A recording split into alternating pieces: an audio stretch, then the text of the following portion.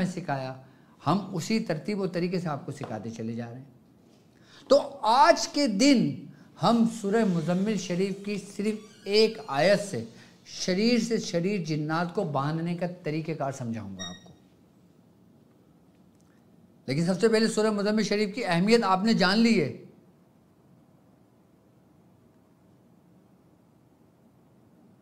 कि इसके बारे में मौलाए कायनात हज़रत अली रज़ी अल्लाह ताला अन्हु फरमाते हैं कि मैंने सूरह मुज़म्मिल शरीफ की बरकत से 70 लड़ाइयों में फ़तह हासिल किए। 70 लड़ाइयों में फ़तह हासिल किए, 70 जंगों में मैंने फ़तह हासिल किए। मौलाए कायनात फरमाते हैं इसकी बरकत से। हज़रत हसन बसरी रहमतुल्लाह अलैह फरमाते हैं जिस शख्स को जादूगर, जालिम, फासिक, दुश्मन और हासिद नुकसान पहुँचाते हों और वो सूरह मुज़म्मिल शरीफ की रोज़ाना तिलावत करता है, अल्लाह तबारक व तआला उसे सूरह मुज़म्मिल की बरकत से महफूज कर देता है। ये हज़रत हसन बसरी रहमतुल्लाह अलैह फरमा रहे हैं। मैं उनके नाम बता रहा हूँ कि जिनसे हमारे सिलसिले चलें, उन्होंने ये तरीके बताए ना। अब आप इसको कह लो ये अमलियात हैं, अब आप उसको कह लो ये बुज़ुर्गों के तरीके हैं, अब आप उससे कह लो ये कोई है। मैं अपनी ज़ात से मंसूब तो नहीं करता ना कि मैं कहता हूँ ऐसा कर लो, लेकिन बुज़ुर्गों के नाम पर, बुज़ुर्गों की ज़ात पे कोई वो नहीं कर सकता, क्योंकि ये उन्हीं के बताए हुए तरीक़ेकार और तरतीब हैं सारे।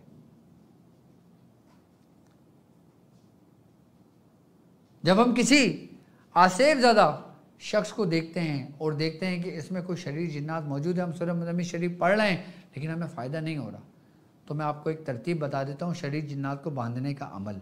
आप नोट करें। आपने सबसे पहले करना क्या है, हमें सिर्फ 3-4 चीज़ें चाहिए होंगी, वो आपके घर में मौजूद होगा आसानी के साथ। हमने पीले रंग का एक मोटा धागा ले लेना है।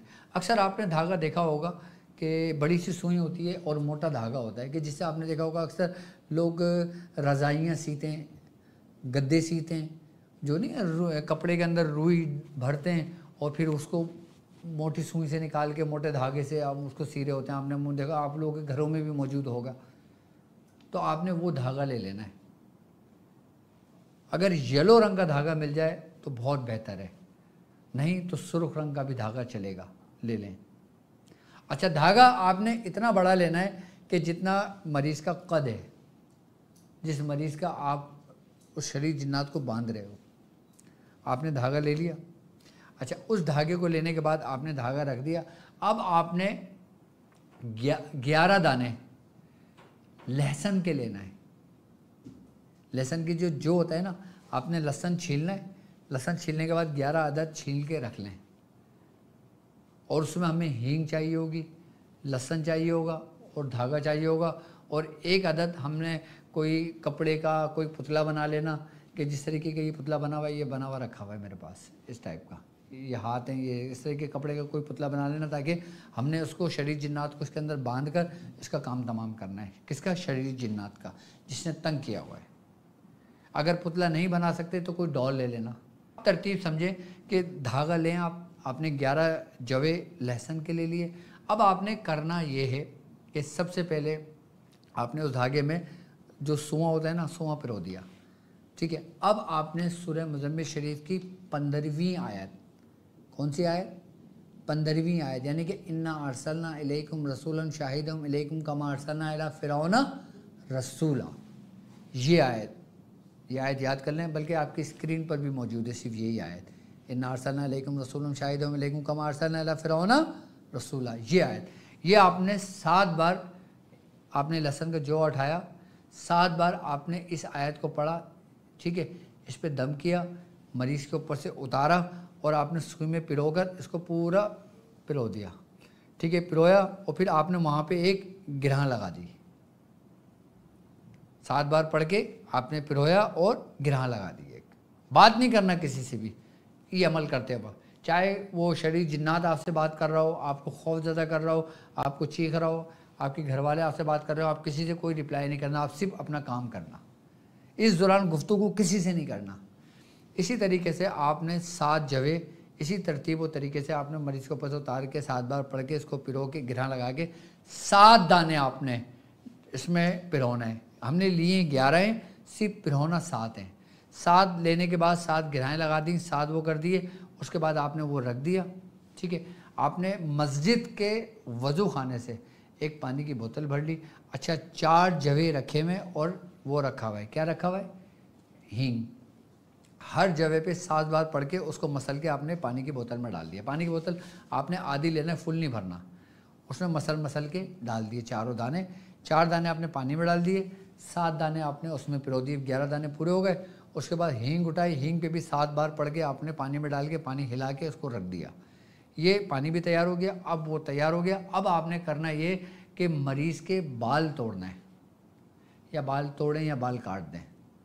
ठीक है, और बाल काट के आपने वो जो डोरी बनाई ना, उसी डोरी में उसको बांध के और ऐसा पुतला उठाएंगे और उसमें गिरा लगा के उसको पूरा ऐसे बांध देंगे। और जब गिरा बांधने की बारी आएगी, उसमें 7 दफ़ा इन्ना अरसलना अलैकुम रसूलन शाहिदन अलैकुम कमा अरसलना फिरौन रसूला पढ़ के, और यही नियत रख के कि शरीर जिन्नात को आप उसके वजूद से बांध रहे हैं, आप बांध के उसको गिरा लगा देंगे और वो पानी तैयार हो गया। उस पानी के ऊपर आप इसी को 7 दफ़ा पढ़कर इसको दम करेंगे, उसको मरीज़ को थोड़ा सा पानी पिलाएंगे, वो पानी पीते ही बेहोश हो जाएगा, यानी कि गिर जाएगा। फिर पानी उसके जिस्म पे छिड़क देना, 1-2 ड्रॉप उसके कान में डाल देना और उसके चेहरे पे, उसके जिस्म पे, हाथों पे मल देना। जब उसको होश आएगा तो वो शरीर जिन्नात बन चुका होगा। उसके बाद इस पुतले के अंदर आपने उसको बांध दिया। बांधने के बाद यही पुतला आपके सामने रखा हुआ है। आपने 70 मरतबा इसी आयत को इन्ना अरसलना अलैकुम रसूलन शाहिदन अलैकुम कमा अरसलना फिरौन रसूला पढ़कर, इसमें बांधकर, इसको सुर्ख कपड़े में लपेटकर, इसको कब्रिस्तान या किसी वीरान जगह पे खड्डा खोद कर इसको अंदर दबा के इसको मिट्टी दबा दें, जब तक ये बंधा रहेगा, जब तक ये दफन रहेगा।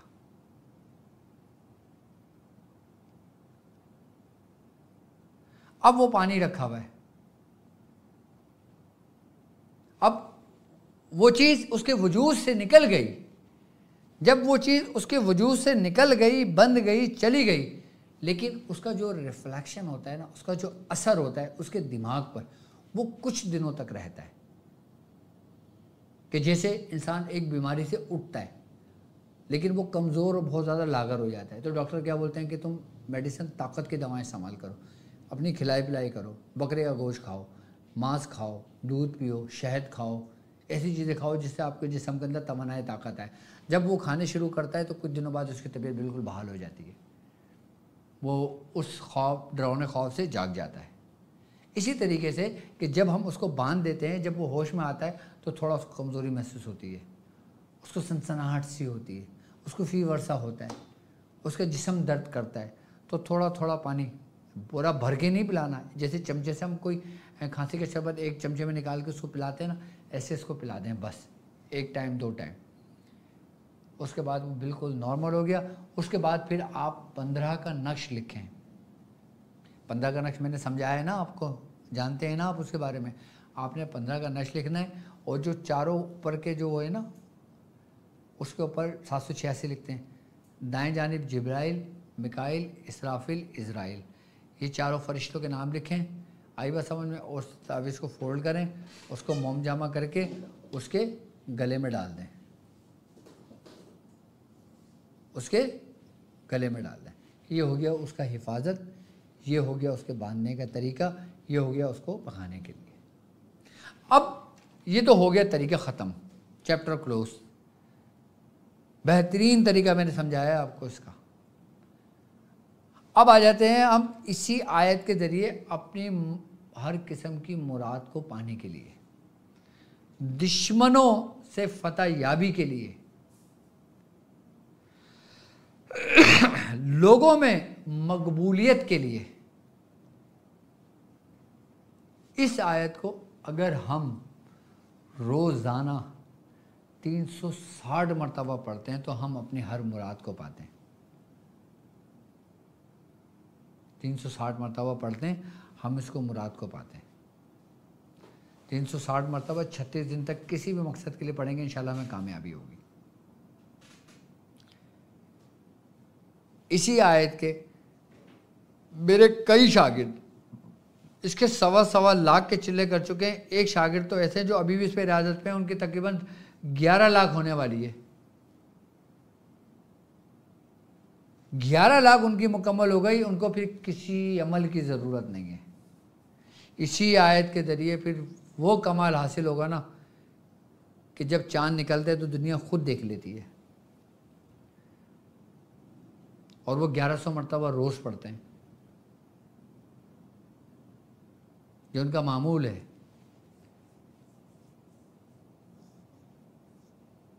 अच्छा, अहले सलासिल के अंदर, मुख्तलिफ़ ख़ानवादों के अंदर सूरह मुज़म्मिल शरीफ मुख्तलिफ़ तरीक़ों से पढ़ी जाती है।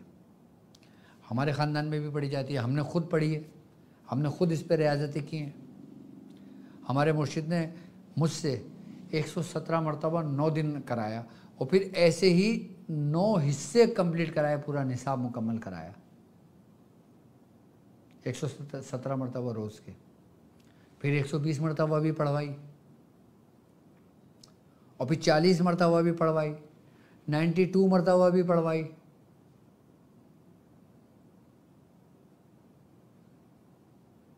इसकी इजाज़त शाह वली अल्लाह मुहद्दिस दहलवी रहमतुल्लाह अलैह के ख़ानदान से हमें इजाज़त हुई 40 मरतबा पढ़ने की।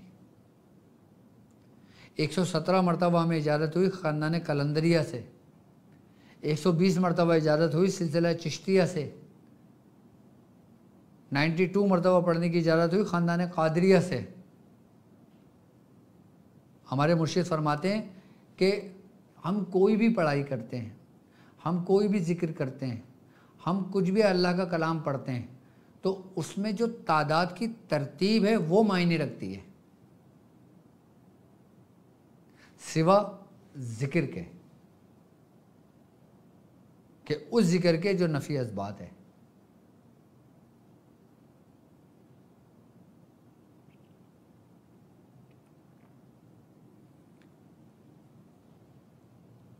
शाह वली अल्लाह मुहद्दिस देहलवी के ख़ानदान से जब मुझे 40 मरतबा की इजाज़त हुई, तो मुझे उसके साथ एक तस्बीह पढ़ने की इजाज़त हुई, या गनीउल मुगनी की 111 मरतबा की, जो आज तक मेरे मामूल में है।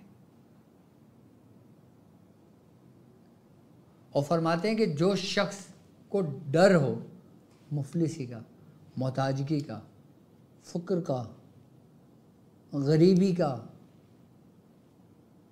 उसके घर के अंदर दौलत की कमी है, रिस्क की कमी है, तंग दस्ती है, उसको चाहिए कि वो शाह वली अल्लाह मुहद्दिस देहलवी के ख़ानदान की इजाज़त ले सूरह मुज़म्मिल शरीफ की 40 मरतबा पढ़ने की, और 111 मरतबा उसके साथ फ़ौरी, जैसी सूरह मुज़म्मिल हम 39 के बाद 40 में पढ़ेंगे, हमने कुछ नहीं पढ़ना, भी या गनीउल मुगनी शुरू कर देना 111 बार मुकम्मल करके, ये पूरा एक निसाब कंप्लीट हो जाएगा, हमारा पूरा एक हिस्सा कंप्लीट हो जाएगा एक दिन का।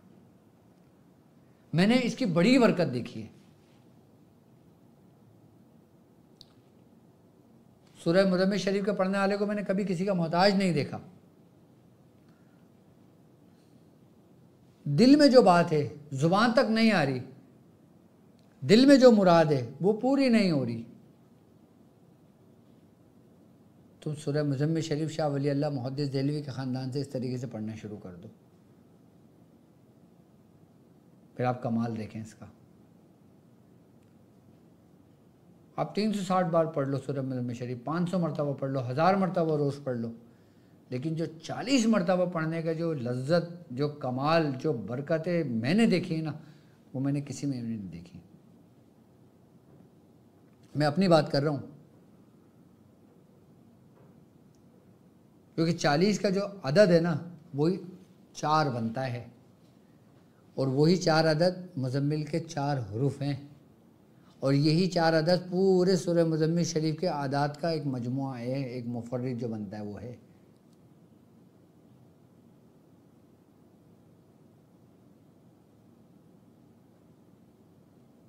पूरी रूहानियत मौजूद है 40 मरतबा पढ़ने की। आप रियाजत कुछ भी करते हैं, आप 40 मरतबा इसको इस तरतीब से पढ़ना शुरू कर दें। अच्छा, बाज़ बुज़ुर्ग ये भी फरमाते हैं कि जिसमें हज़रत निज़ामुद्दीन औलिया महबूब इलाही, आप फरमाते हैं कि जो शख्स फजर के बाद 8 बार पढ़ ले, ज़ोहर के बाद 8 बार पढ़ ले, असर के बाद 8 बार पढ़ ले, मगरिब की नमाज़ के बाद 8 बार पढ़ ले, इशा की नमाज़ के बाद 8 बार पढ़ ले, 8 पंजे 40, तो भी उसके लिए कमाल है। आप इसको हर नमाज के बाद भी पढ़ सकते हो और एक निश्चित में भी पढ़ सकते हो, लेकिन मैंने जो पढ़ा वो एक निश्चित में पढ़ा। अब आपकी मर्जी, आपकी आसानी के लिए मैंने दोनों तरतीब और तरीक़ेकार आपको समझा दिए सूरह मुज़म्मिल शरीफ के। देखिए, हमारा मकसद, हमारा काम आपको समझाना है, आपको बताना है।